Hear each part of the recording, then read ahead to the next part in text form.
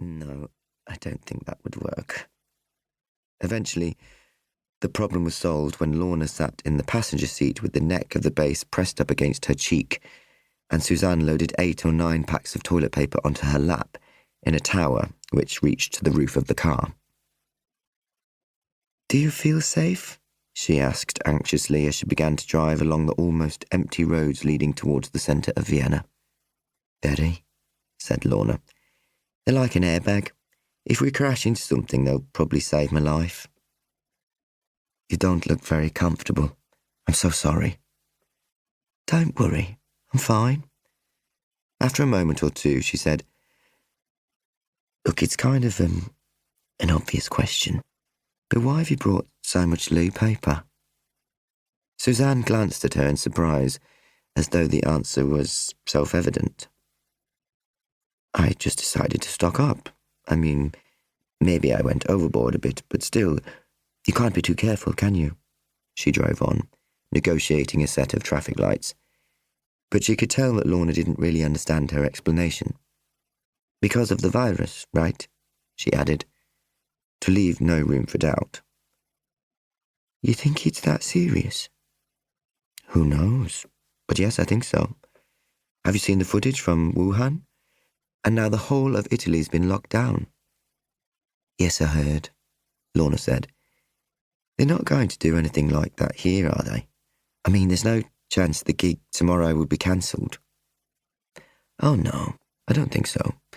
It's already sold out, you know. It's not a huge venue, 200 or so, but that's pretty good for jazz these days. And in the morning a journalist wants to speak to you for a music website. So there's a lot of interest. Everything's going to run smoothly, don't worry." Lorna allowed the relief to show on her face. This tour was a huge thing for her. First time she and Mark had taken their live set out of the UK. The first time anyone had paid for them to play more than one gig at a time.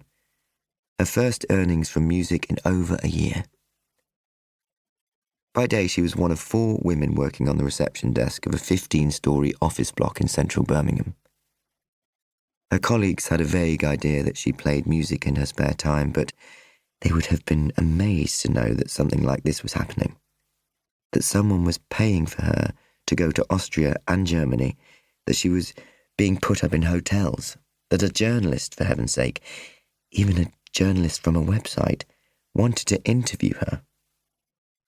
Lorna had been looking forward to the tour for weeks, living for it.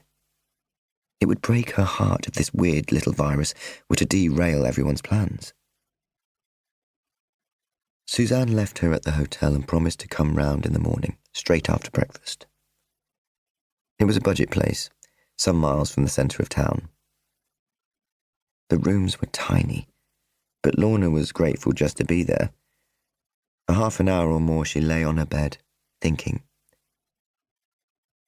She wondered whose idea it had been to equip such a small room with a strip light that couldn't be dimmed.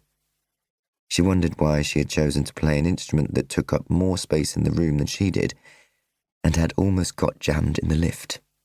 Above all, she wondered why anyone would react to the global spread of a virus by buying almost 200 rolls of toilet paper. Was this really people's darkest fear, that one day, because of a terrible economic crisis, or a crisis of public health, or the onset of a climate catastrophe, they might not be able to wipe their bottoms? She looked at her watch.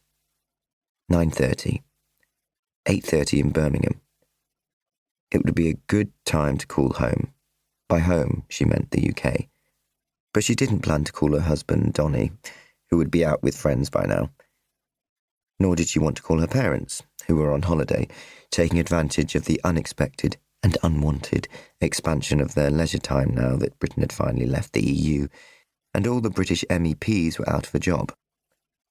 No, it was Gran who would be waiting to hear from her. Lorna had promised to Skype her as soon as she landed in Vienna. Gran, for whom every flight was a potential disaster, a plane crash waiting to happen, would be sitting at home in a state of low-level anxiety until Lorna called to say that she was back on terra firma. She sat up on the bed and flipped.